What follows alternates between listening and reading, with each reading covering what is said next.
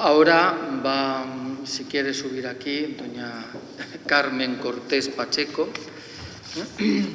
Es licenciada en Derecho por la Universidad de Barcelona y doctora por la Universidad San Pablo CEU, con una tesis sobre el pensamiento político de Francesc Eiximenis. No sé si lo he dicho bien.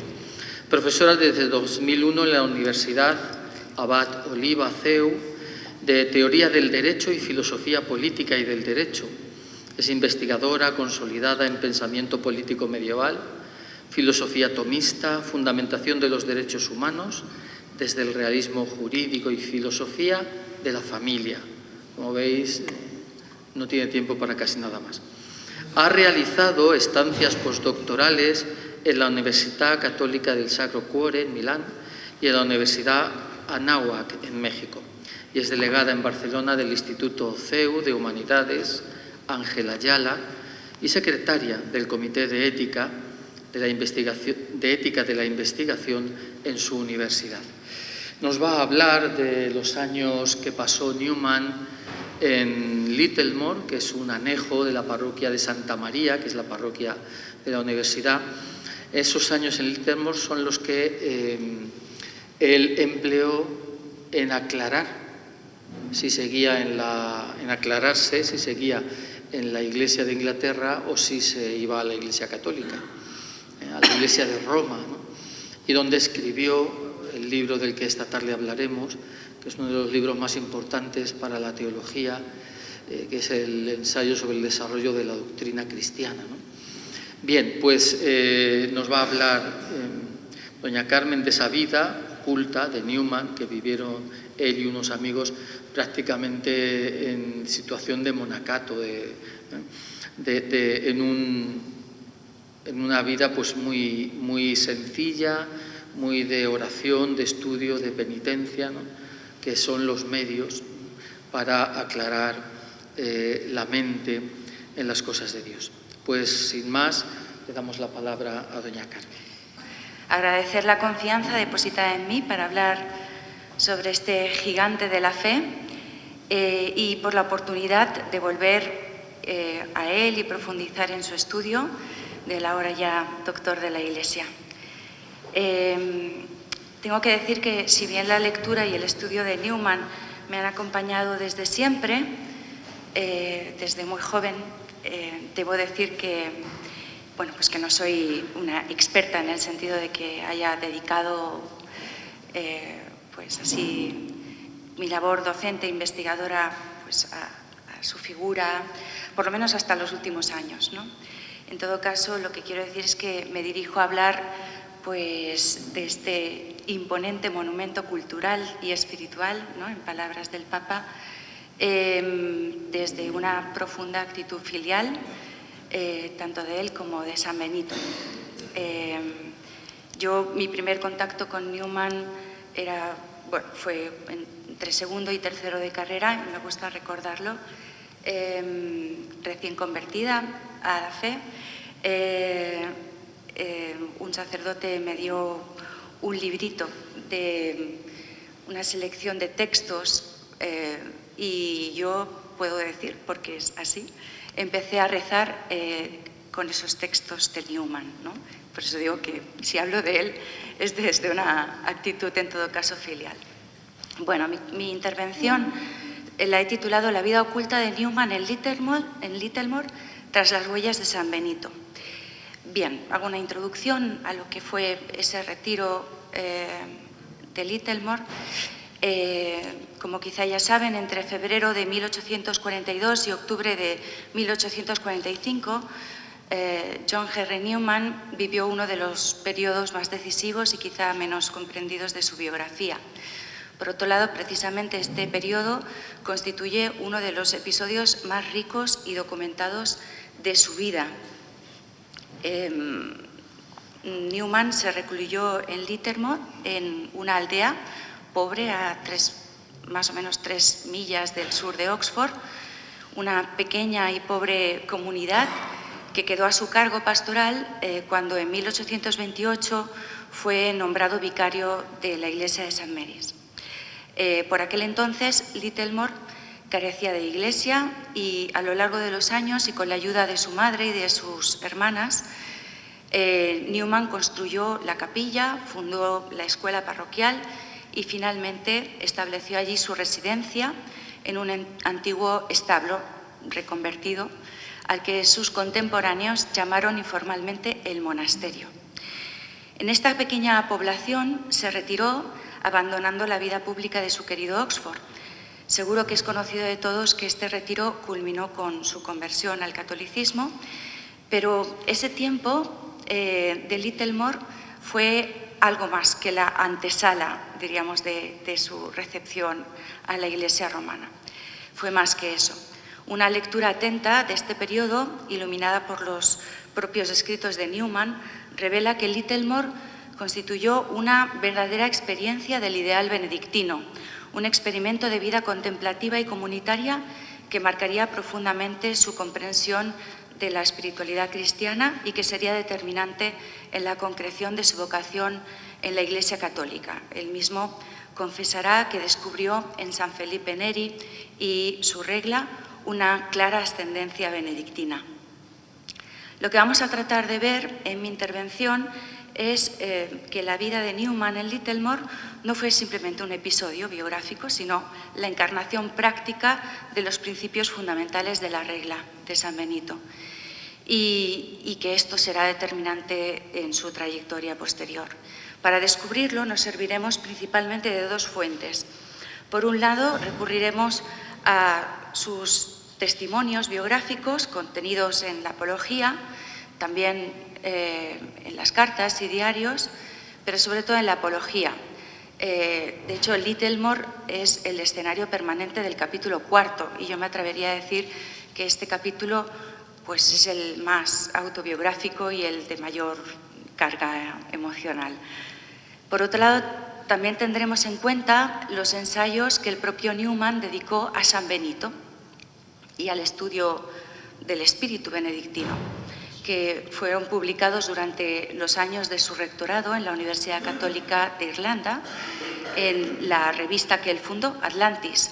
Los dos primeros números de esta revista, pues él publicó dos ensayos, La misión de San Benito y las escuelas benedictinas, que luego posteriormente fueron recogidos en otra obra. Hay que decir que el interés de Newman por la vida benedictina y por el monacato en general es muy anterior a este momento concreto de su vida en que se dedicó a poner por escrito el valor del espíritu benedictino, en torno a los años 58, 59. Digo que el interés es muy anterior. De hecho, siendo ya muy mayor y con ocasión de su creación como cardenal, ante una comisión de benedictinos, dijo que desde niño he sentido especial afecto por la primera edad de la Iglesia más que por las demás y por la regla monástica, tal como entonces se ejemplificaba. ¿Y cómo podría uno beber del espíritu benedictino primitivo, enamorarse de su hermosura y sentarse a los pies de sus santos, Antonio, Basilio, Martín, Jerónimo, Agustín y otros, sin sentir una especial sensibilidad y atracción hacia la grandeza de San Benito, quien completa la lista de los antiguos santos monásticos?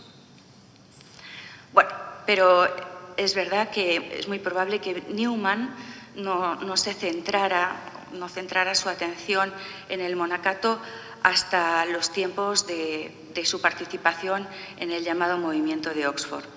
Es entonces cuando empieza a estudiar la Iglesia antigua, los padres de la Iglesia, su continuidad histórica, el desarrollo doctrinal de la fe y al estudiar la Iglesia pospatrística, pues se encontró con la gran obra del monacato y el papel que jugó en la historia de preservación de la ortodoxia, de la liturgia, de la cultura, etc. Por otro lado, es más que probable que el afecto y la inclinación hacia el monacato fuera propiciada muy en particular por su amistad con Freud, aquel amigo del alma con el que compartió el tour por Europa, de quien heredó el breviario católico, que rezó siempre.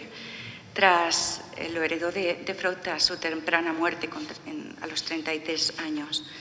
Freud fue quien le introdujo en el valor de los sacramentos, la vida de los santos, el amor a la Virgen María, y de hecho la publicación de sus memorias, que fueron coeditadas por el propio Newman, provocó un cierto escándalo en Inglaterra, porque revelaba la cercanía de las convicciones religiosas de ese clérigo anglicano joven a la fe de la tradición romana, y la publicación de sus memorias puso en el centro del debate anglicano la cuestión de si pues, el ascetismo, el celibato, los ideales monásticos podían y debían ser recuperados por la Iglesia de Inglaterra. Este será un aspecto central en la concepción de la Iglesia anglicana desde la Vía Media, defendida por los integrantes del movimiento de Oxford. El movimiento tractariano, movimiento de Oxford, como ya saben, es un movimiento de renovación religiosa, teológica y espiritual dentro de la Iglesia anglicana, que Newman lideró desde la década desde 1830 más o menos, a la vuelta precisamente de aquel viaje con su querido amigo. La tesis tractariana de la Vía Media presenta la Iglesia anglicana como un camino intermedio entre Roma y el protestantismo. Newman confiesa en la Apología que ellos, los amigos de aquel movimiento, entendían que su Iglesia debía, y cito, tener un ceremonial, un ritual, una plenitud de doctrina, de devoción. Habría cofradías, devociones populares, culto a la Santísima Virgen, oraciones por los difuntos, casas monásticas y otras observancias e instituciones. Bien, pero hay un acontecimiento que trunca esta misión ardua de renovación de la Iglesia anglicana, según un sentir católico, un hecho que hizo tambalear la posibilidad de esta renovación porque provocó la reacción casi unánime de la intelectualidad inglesa y de la misma Iglesia de Inglaterra a través de sus representantes. Nos referimos a la publicación del Tract 90 el 25 de febrero de 1841. Como es sabido, este Tract 90 sintetizaba la fe. Newman ofreció una interpretación católica de los 39 artículos que se sintetizaba la fe anglicana, pero la reacción de las autoridades eclesiásticas, universitarias, de sus amigos y familiares, fue, casi virulenta. Acusaciones de traición incluidas, y todo ello dejó consternado a Newman. De hecho, se desencadenó, podríamos decir, una tormenta pública, ¿no? Los tutores de Oxford publicaron una protesta inmediata. El obispo del lugar de Oxford, Richard Bagot, que era amigo personal de Newman, le pidió que detuviera la publicación de los tracts. Otros obispos anglicanos fueron pronunciándose en contra durante los meses siguientes. Y, más allá del impacto mediático, Newman sintió que la jerarquía anglicana le estaba condenando por intentar demostrar precisamente la catolicidad de la Iglesia de Inglaterra. Esta reacción del episcopado fue un duro golpe para Newman, porque empezó a hacérsele evidente que la Iglesia de Inglaterra, en su forma institucional por lo menos, no era lo que él creía. Y Newman se vio en una encrucijada de difícil solución. En conciencia, no podía seguir con su labor docente ni predicar en el púlpito de St. Mary hasta no descubrir la verdad y saber cuál era la voluntad de Dios para él. Todo lo cual le provocó el exilio a Littlemore. ¿Por qué Littlemore? Newman sentía un profundo afecto por Littlemore. Tenía fuertes vínculos con su comunidad, mucho más que por la imponente comunidad universitaria de St. Mary, porque incluso antes de su retiro a Littlemore, Newman llevaba años conociendo personalmente a sus feligreses. De hecho, nada más aterrizar, nada más hacerse cargo de aquella pobre pedanía, con 27 años, jovencísimo. Realizó un censo y contó unos 450 vecinos, descubriendo que la mayoría de los niños no tenían instrucción, eran analfabetos y de hecho, el mismo año de la toma de posesión de Littlemore, en 1828, pues ya pidió permiso al Oriel College para construir una iglesia en el lugar. Su madre, junto con sus hermanas, pasaban largas temporadas en Littlemore, ayudando al joven Newman y a sus gentes. Y de hecho, fue ella quien colocó la primera piedra de la capilla en 1835, en una ceremonia que Newman organizó y que fue, según sus cartas, uno de los momentos más felices y significativos de su vida en Oxford. La capilla, en cierto modo, quedó como un signo visible de ese vínculo filial y de sus primeros años de ministerio, sobre todo pues, después de la muerte repentina de su madre en el año 36.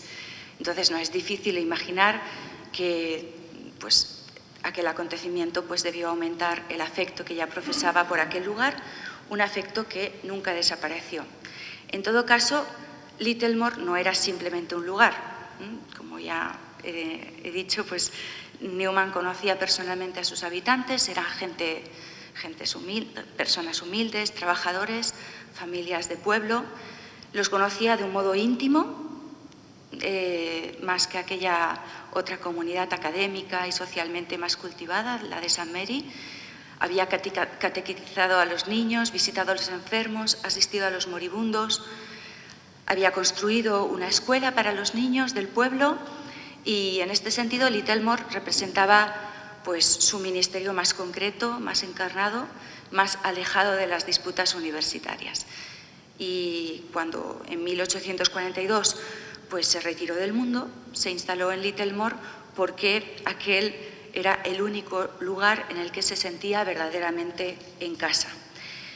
De hecho, en 1840, Newman ya había pasado toda la Cuaresma en una habitación en casa de una familia conocida del lugar, buscando hacer penitencia, pero en sus cartas también dice que pasó un tiempo felicísimo y muy placentero.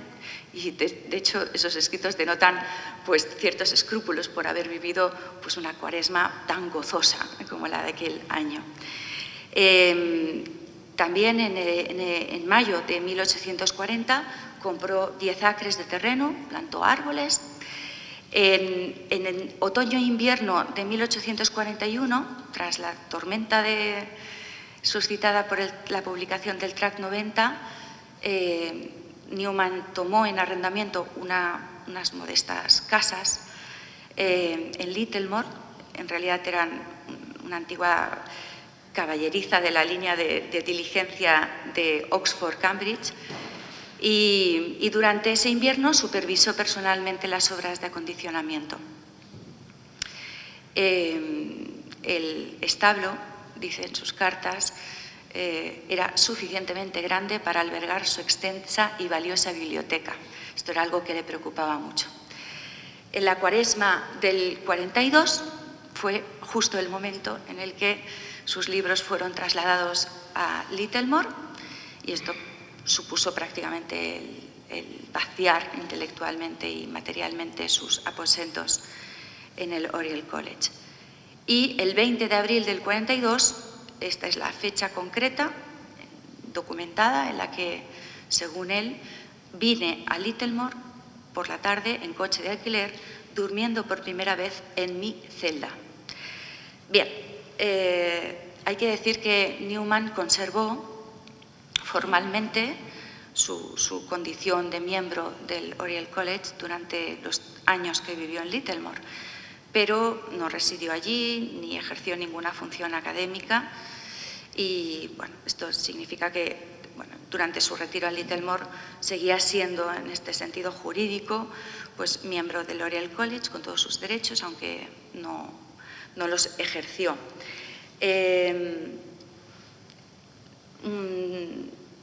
Sí, efectivamente se exilió o se refugió en Littlemore, pero hay que decir que esta huida no fue digamos, retiro respetado, ¿no?, por la sociedad inglesa en general. El propio Newman describe en la Apología la persecución mediática que lo siguió hasta Littlemore. Dice en la Apología que después del Tract 90 el mundo protestante no quería dejarme en paz. Me persiguió por medio de los periódicos hasta Littlemore. Circulaba acerca de mí toda clase de noticias. En primer lugar, ¿por qué se escapó a Littlemore? Y sigue diciendo, me era muy duro tener que decir al mundo confidencialmente que yo tenía una cierta duda acerca del sistema anglicano y no podía en el momento resolverla o decir lo que de ella sabía. Sin embargo, yo era tenido por insidioso, astuto, insincero. No abría mi corazón a las tiernas misericordias del mundo. Mas ellos insistían. ¿Qué hacía yo en Littlemore? El mismo Newman se refiere a esos años como un experimentum crucis, una prueba decisiva porque su propósito era el de dilucidar si la doctrina de la Iglesia antigua pervivía verdaderamente en la Iglesia anglicana. Sus palabras en la Apología son reveladoras. Dice, la doctrina de la antigua Iglesia tenía que vivir y hablar en los formularios anglicanos, en los 39 artículos. ¿Vivían y hablaban en efecto? Sí, en efecto, así lo sostenía yo. Allí estaba la antigua doctrina católica, pero había que demostrarlo. Esta demostración era para nosotros cuestión de vida o muerte. Subrayo esto. Yo creía que para demostrarse, pero yo creía que podía y debía demostrarse. Pero en 1840, aunque mi propósito era sincero y mis motivos racionales satisfactorios, advertí, sin embargo, que me había metido en un experimentum crucis. En este sentido, el Newman, y quiero subrayarlo, que ingresa en esa realidad cuasi monacal en Littlemore, era un convencido anglicano, un hijo sincero de su Iglesia que trataba de salvarla de su deriva liberal, protestante, porque hay que decirlo, o sea, el retiro de Newman tuvo como fin, al menos en un principio, el reagrupar el movimiento tractariano para una futura intervención u ofensiva dentro del anglicanismo. Así lo dice en el capítulo 4 de la Apología. Llamé a Littlemore mi Torres Vedras y pensé que algún día podríamos avanzar de nuevo dentro de la Iglesia anglicana, ¿no?, haciendo referencia a esa idea de repliegue estratégico. En todo caso, un año y medio después de su establecimiento en Littlemore, en septiembre de 1843, Newman presenta su renuncia como vicario de St. Mary. Esto significaba no solo perder el beneficio de St. Mary, sino su retirada definitiva del ministerio anglicano activo. Newman dejaba su cargo oficial, pastoral, y por lo tanto, desde esa fecha fue, de algún modo, que volvió a la condición laical, ¿no?, podríamos decir. Aunque también es cierto que intentó mantener su atención pastoral en Littlemore, pero no le fue permitido. Las razones que dio de esa renuncia fue pues esencialmente de conciencia. No podía seguir ejerciendo el ministerio pastoral anglicano mientras sus dudas sobre la legitimidad de la Iglesia anglicana seguían siendo tan profundas. Y, de hecho, el 25 de septiembre del 43, en la capilla de Littlemore, en el aniversario de la consagración de la capilla, pues Newman predicó su último sermón como ministro anglicano, el conocido sermón titulado La despedida de los amigos, que, pues, según los testimonios contemporáneos, arrancó lágrimas a quienes lo escucharon. Y bueno, en el núcleo de ese sermón encontramos pues la lamentación de Newman por la Iglesia anglicana, de la que se despide pues como de una madre que no ha sabido custodiar a sus hijos, que siquiera supo pues comprender pues esa sencilla experiencia comunitaria en Littlemore, etc.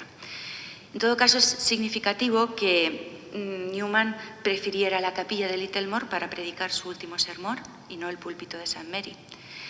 Quiero decir que la despedida de los amigos no se dirigía a los profesores de Oxford, sino a los lugareños de aquel pequeño y sencillo pueblo. Y así, pues, Newman dejó el ministerio activo, pero permaneció formalmente como anglicano durante los 2 años siguientes. O sea, en un estado de retiro, de estudio, de crisis interior, pero anglicano.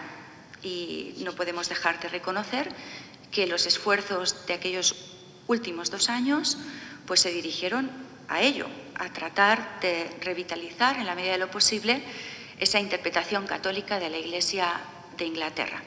Y esto lo vemos en 2 cosas muy concretas, en 2 gestos muy concretos. Uno quizá menos conocido, la publicación de un proyecto editorial que lideró Newman, la publicación de las vidas de los santos ingleses, que tenía por fin pues, consolidar la identidad del movimiento tractariano mediante pues, una revisión de las vidas de los santos ingleses. Y era sincero, Newman y sus compañeros se sentían herederos de una tradición patrístico-monástica que querían recuperar para el anglicanismo, y su propósito central fue demostrar que la Iglesia de Inglaterra tenía raíces católicas profundas y legítimas y anteriores a la Reforma, y que los santos medievales y anglosajones pertenecían de pleno derecho a su herencia espiritual. Pero aquel proyecto se frustró. Las razones, no están muy claras, pero parece ser que algunos de los que escribieron algunas vidas de santos pues tomaron o adoptaron un tono quizá excesivamente romanizante, poco riguroso, llevado por el entusiasmo. Bueno, el caso es que tuvieron que dejar ese proyecto. Y luego el otro gran proyecto, como ya saben, de aquellos 2 últimos años en Littlemore fue el estudio y la redacción del famoso ensayo del desarrollo de la doctrina cristiana, que en realidad Newman escribió en pocos meses durante aquel último año. Dicen sus biógrafos que debió empezar en la primavera-verano del 45 y, por lo tanto, siendo aún anglicano, y lo abandonó inconcluso cuando pues, se convenció de la necesidad de dar el paso a la Iglesia católica.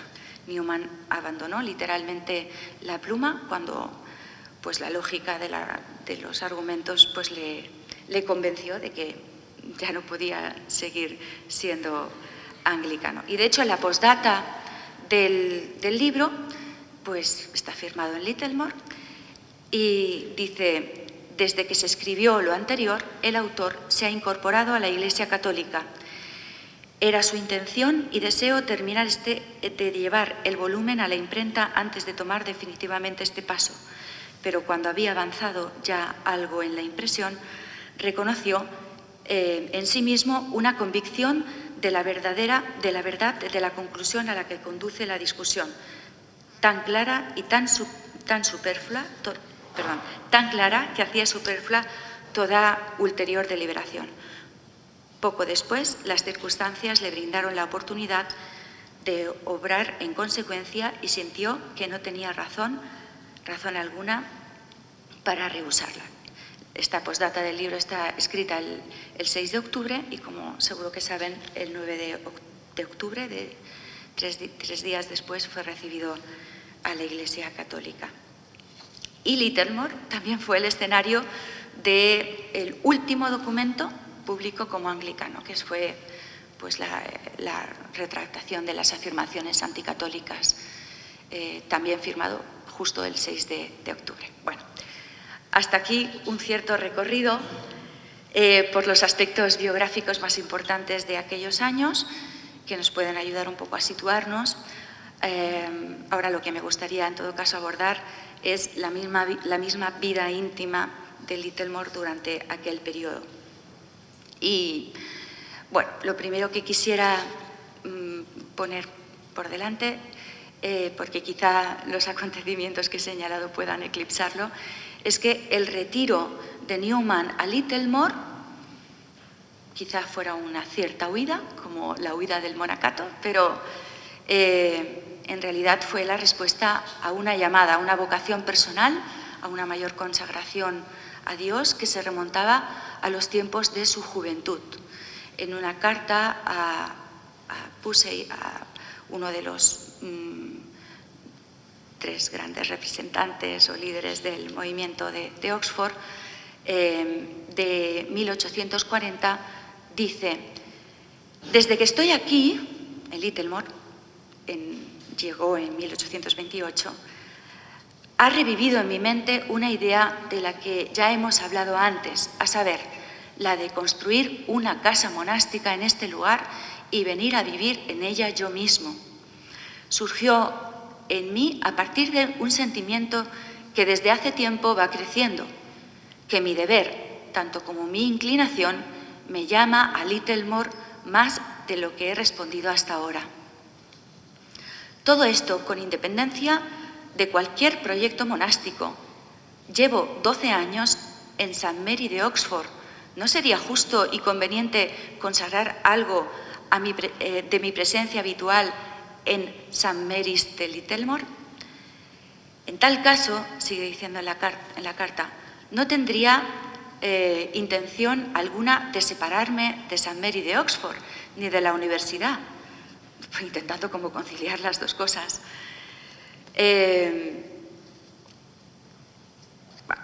Salto dice: paso ahora al plan del monasterio. Habla claramente de monasterio. No podría estar aquí mucho tiempo sin mi biblioteca, lo que tanto le preocupaba. Esto es lo que de inmediato me orientó mis pensamientos hacia la construcción, y entonces acudió a mi mente todo cuanto habíamos dispuesto al respecto de las ocasiones anteriores. Está refiriéndose a otras conversaciones. Soy de la opinión, en primer lugar, de que un proyecto semejante, un monasterio, no puede comenzar en Oxford, ni en Londres, ni en otras grandes ciudades. Pienso, además, que debemos comenzar con un tipo o modelo completo que pueda ser ejemplo para otros.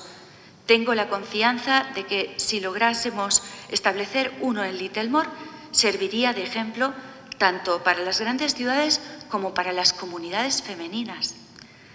Asimismo, quizá podría servir como lugar para formar a hombres destinados a las grandes ciudades. Asimismo, debería ser un lugar abierto al que los amigos pudieran venir por un tiempo si necesitan un retiro o si deseaban ver cómo era aquello. Y además, dice, un plan así me fijaría aquí. Se refiere al entorno de Oxford. Me consideraría tan arraigado como usted lo está a su canonjía. Mientras que ahora, dice Newman, me atormento continuamente preguntándome si no estoy llamado a otra parte o si no podría estarlo. No sé, me parece que en esta carta pues, se percibe con toda claridad que Newman pues, se retira a Littlemore respondiendo a una fuerte llamada. En todo caso, para comprender adecuadamente el significado de Littlemore en la trayectoria de Newman, podemos servirnos de su comprensión del monacato como respuesta a la corrupción del mundo, porque, según Newman, el monacato nació de un mundo viejo y corrompido, moribundo. En su primer ensayo sobre la misión de San Benito, describe con precisión el contexto histórico que dio lugar al movimiento monástico, pero voy a leer algún pasaje para llamarles la atención, pues cómo esos pasajes en los que Newman habla del movimiento monástico guardan un claro paralelismo con la coyuntura particular de la Inglaterra de su tiempo. Dice Newman: era en verdad un mundo viejo, corrompido, moribundo, aquel en el que el cristianismo había sido arrojado. El tejido social estaba recubierto por las corrupciones de 1000 años. y se mantenía en pie no tanto por algún principio común como por la fuerza de la posesión y la tenacidad de la costumbre.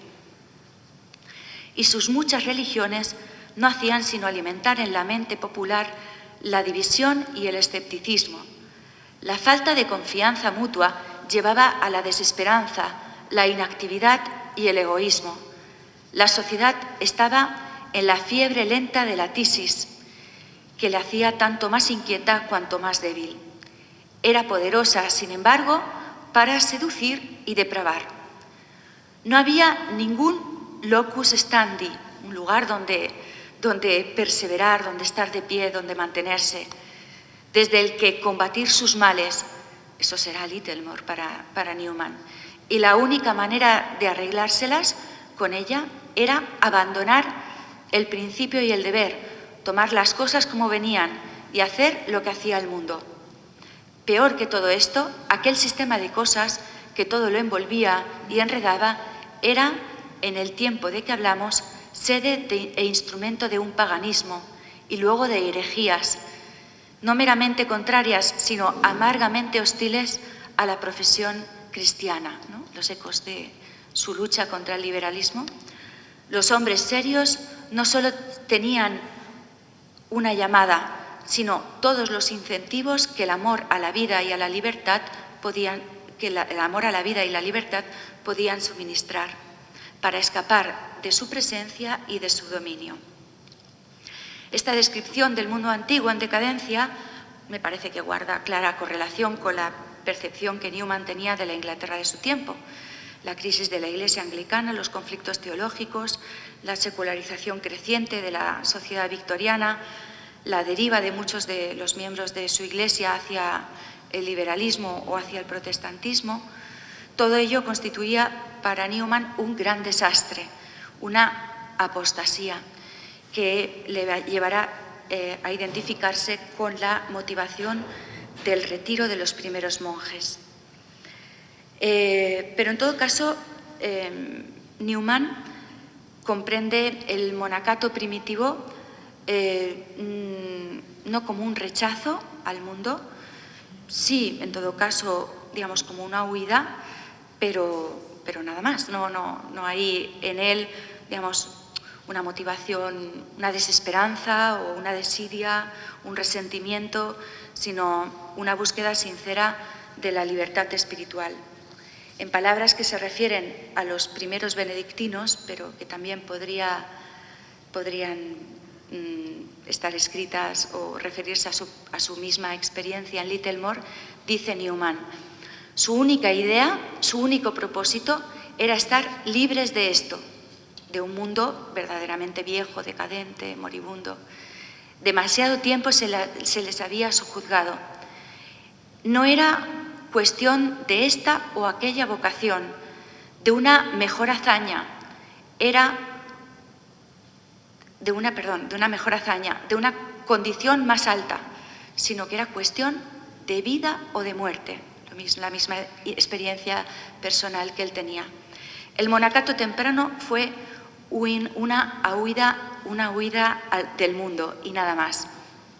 El inquieto, jadeante y abrumador corazón, la golpeada y cargada conciencia, buscaba una vida libre de corrupción, de la corrupción de su diario trabajo, libre de la distracción del culto diario, y buscaron ocupaciones tan contrarias como fuera posible a las ocupaciones del mundo, ocupaciones cuyo fin estaría en sí mismas, en las cuales cada día, cada hora, tendría su propia perfección. Bueno, en todo caso, el monacato es un modo de vida que implica pues retiro y reposo espiritual, y por esta razón precisamente, salto algunos pasajes tomados de estas obras dedicadas a San Benito, pero por esta razón Newman ve en el estado monástico, dice él, la más poética de las disciplinas religiosas. Y aunque nos parezca una expresión extraña, Newman no dudará en decir que si quisiéramos resumir en una palabra el carácter especial de la vida benedictina, diríamos que es poética. La poesía, dice, es para la mente lo que el descanso para el cuerpo o el sueño para el cansancio.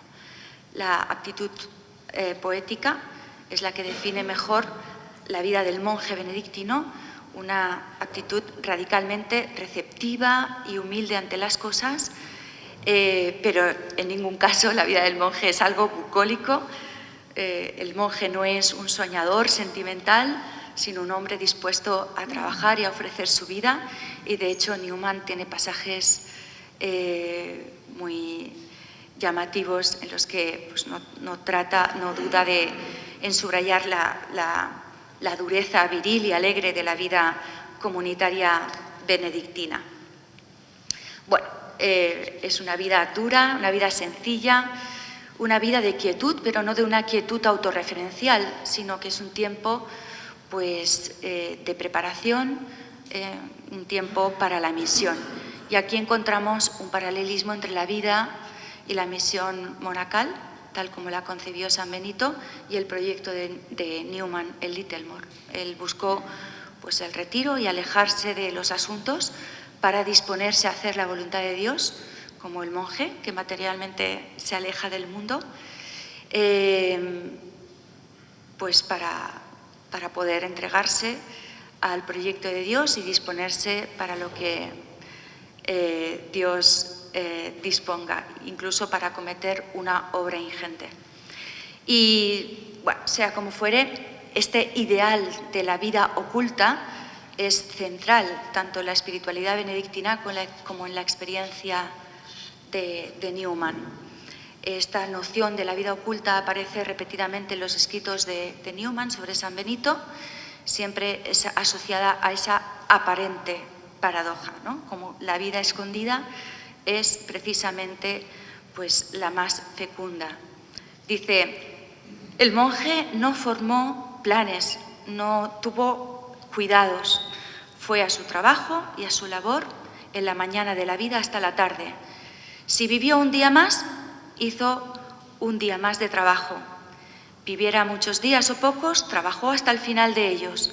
No deseaba ver más lejos en el camino que tenía ante sí que el lugar donde haría su próxima parada.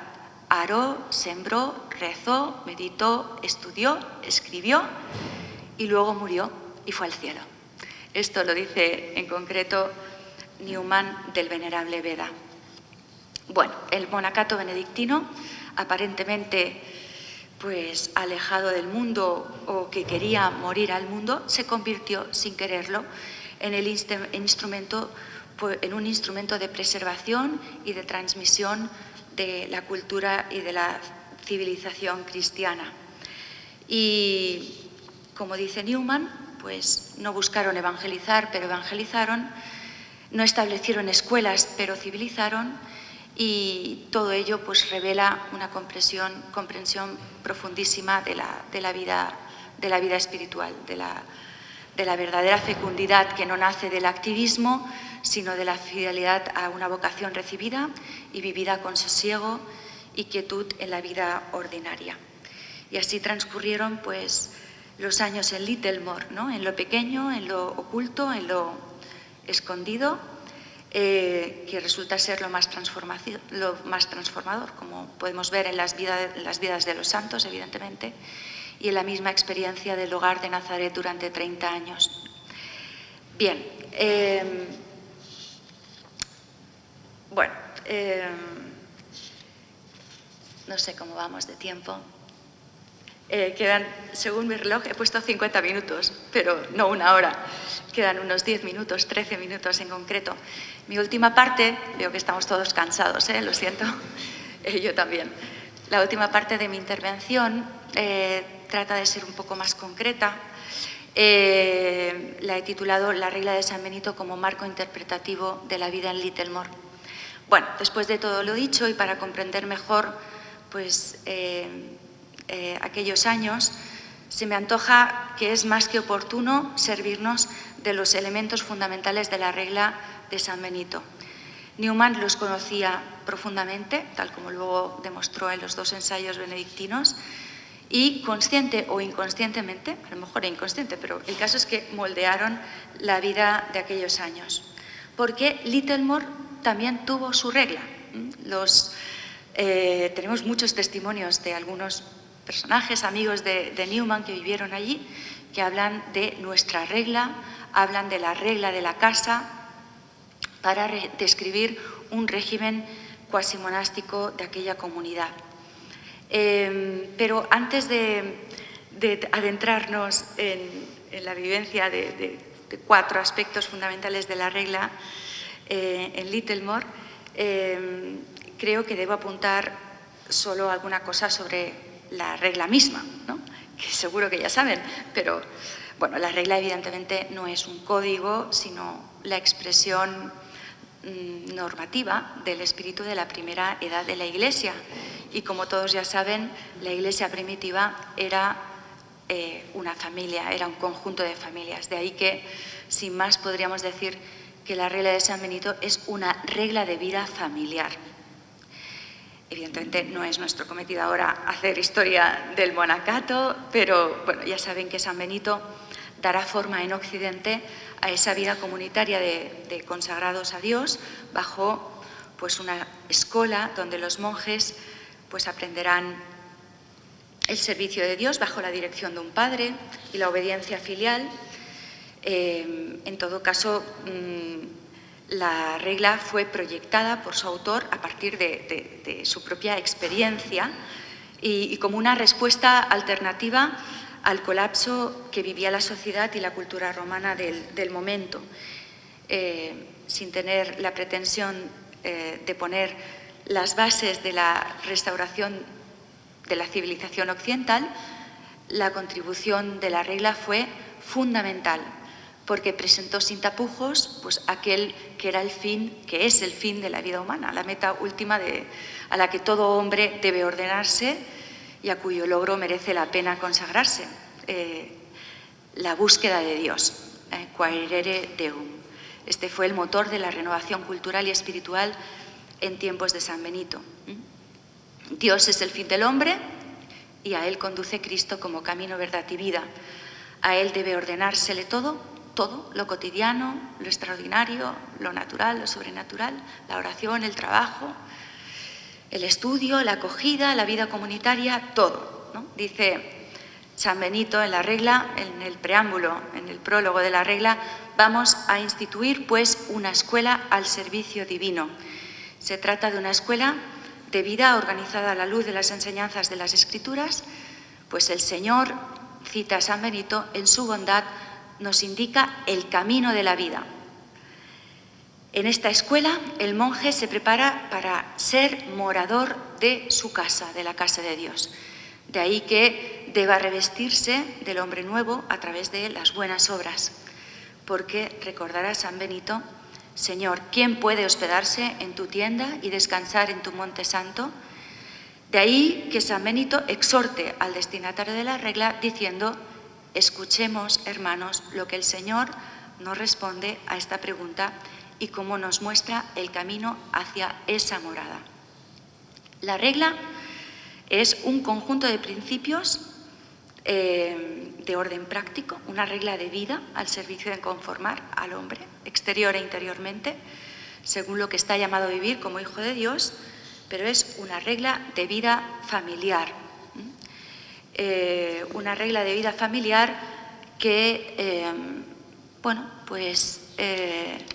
de alguna manera, pues introduce al monje, pues en el designio de Dios revelado y plasmado progresivamente en la familia hebrea, culminado en la Sagrada Familia de Nazaret y luego vivido por las primeras comunidades cristianas.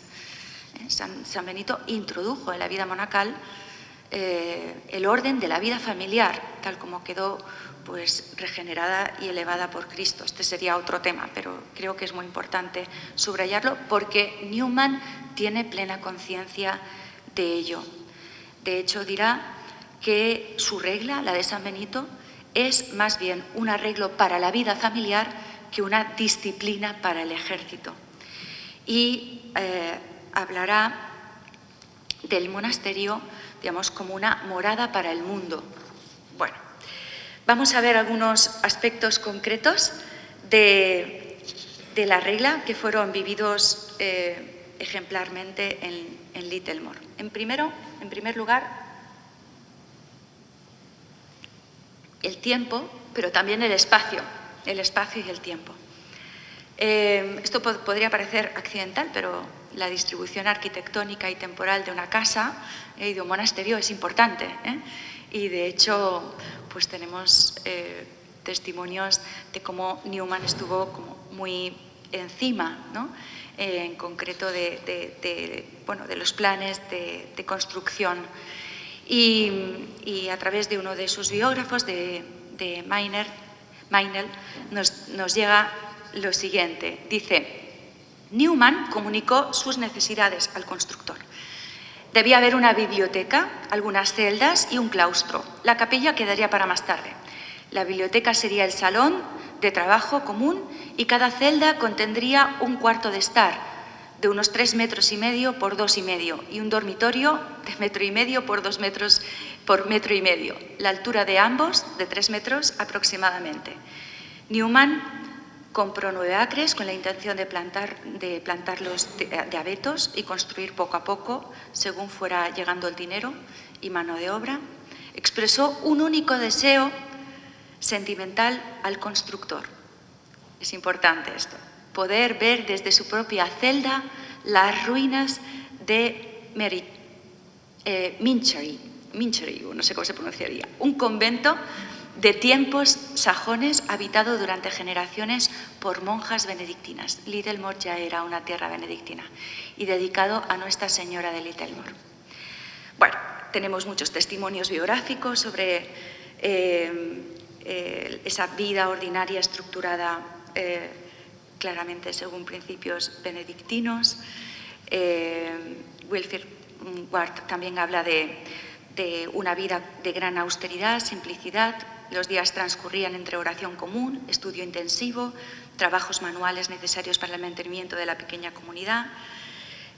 Newman y sus compañeros observaban horarios regulares. De hecho, había preparado unas diapositivas, digamos, el horario del día. Empezaba a las 5:30, Newman tocando la campana y despertando a todos los que vivían con él. Bien, toda una vida ordenada y distribuida entre oración y trabajo, y esto nos lleva al segundo principio, ¿no?, el equilibrio benedictino entre ora et labora. Un principio fundamental, conocido de todos, que nos habla pues, del equilibrio que debe haber entre la contemplación y la acción. Y pues la regla de San Benito pues es como muy explícita, ¿no?, en ello, y distribuye cuidadosamente las horas del día entre estos dos aspectos, ¿no?, porque pues para San Benito la ociosidad, dice la regla, es enemiga del alma. Por eso han de ocuparse los hermanos a unas horas en el trabajo manual y a otras a la lectura divina. Bueno, Newman comprendía profundamente esta dimensión, pues podríamos decir, penitencial del trabajo manual, propia de la tradición benedictina, y de hecho, para escándalo de los propios residentes, que parece que esto les costaba un poco, Newman decidió pues no tener servidumbre, y parece que les enojaba bastante tener que ir a abrir la puerta, ¿no?, y turnarse en las cosas, en el mantenimiento de las cosas más concretas en el hogar. Bueno, el tercer aspecto que me parece fundamental, importantísimo, y que seguro que el padre Enrique desarrollará esta tarde, pues es la amistad y la vida comunitaria, ¿no? San Benito establece en el primer capítulo de la regla la distinción entre los diferentes tipos de monjes, y él se va a referir evidentemente a los monjes que viven en comunidad, y Littlemore pues fue eso, ¿no? Fue pues un cenobio informal. Se retiró allí pues con algunos compañeros y discípulos, la mayoría jóvenes clérigos también como él. Permanentemente habitaron con él 6 amigos. Bueno, el caso es que allí se formó pues protomonasterio, no sé, universitario, una cosa así, un lugar donde era posible hacer una experiencia unitaria de vida en torno al estudio, la reflexión, la oración, la amistad, y todo ello en un clima de silencio rigurosísimo y de obediencia, no formal, pero sí de obediencia pues a los consejos de Newman, ¿no? Que de algún modo era como el abad de aquella comunidad, de aquella familia. Bien, hay que decir que en este punto, para Newman, la amistad no es algo que perturbe la vida comunitaria, sino que es absolutamente fundamental en la vida humana, personal y comunitaria y espiritual. Y de hecho, Newman dirá que la educación benedictina era una educación de influencia personal más que de reglas. La relación entre el maestro y el alumno son textos de las escuelas benedictinas, la relación entre el maestro y el alumno era la de un padre y un hijo, o la de dos amigos caminando juntos, ¿no? Aristóteles. No se trataba de una escuela en sentido moderno, sino de una familia de mentes, ¿no? Bien, de hecho, también por eso, porque hay que propiciar y fomentar la amistad en la comunidad, la permanencia y el arraigo del monje en un lugar determinado pues es fundamental en la regla y para Newman pues también esa stabilitas, ¿no? Pues ese voto de permanencia en un lugar y en una comunidad era importante, ¿no? Frente a otras órdenes, ¿no? Los benedictinos pues echan raíces y este enraizamiento es pues la condición de posibilidad para que las relaciones humanas sean auténticas y duraderas, ¿no? Sean verdaderas relaciones de amistad profunda.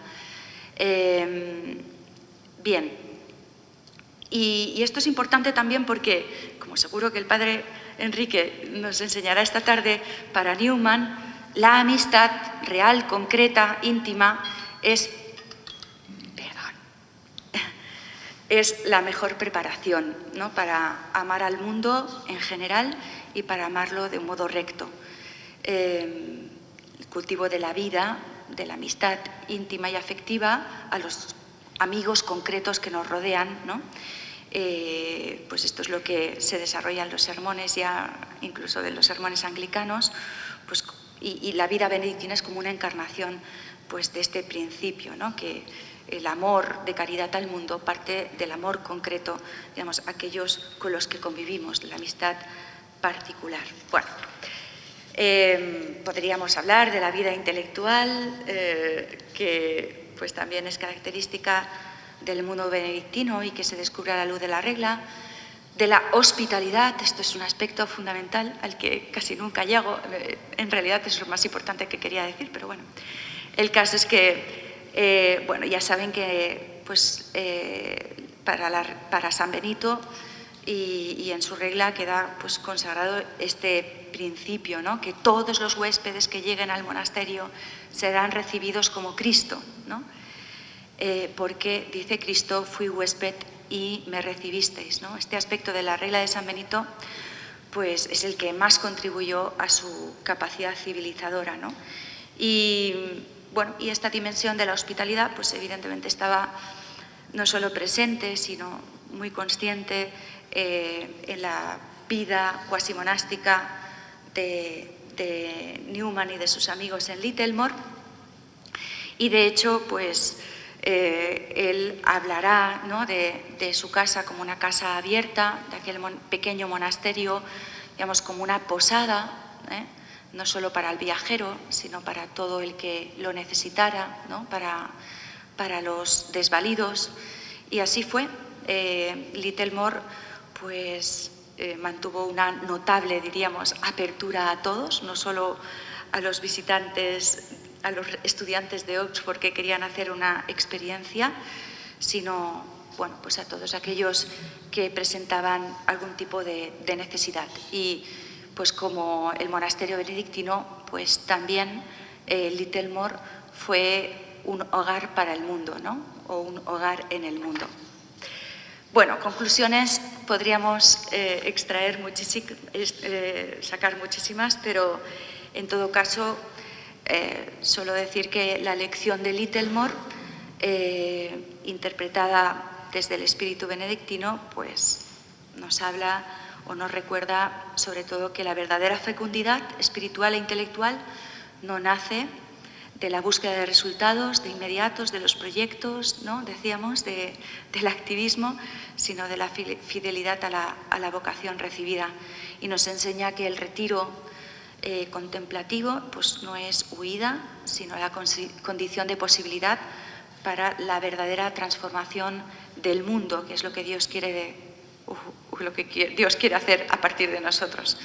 Y nos muestra que la vida oculta, la renuncia a la notoriedad, que de un modo tan concreto pues, se vive o se descubre en la vida de Newman, pues es precisamente la que a largo plazo pues, da frutos para la vida eterna, ¿no? Como pues, estamos viendo, ¿no? Después de tanto tiempo, pues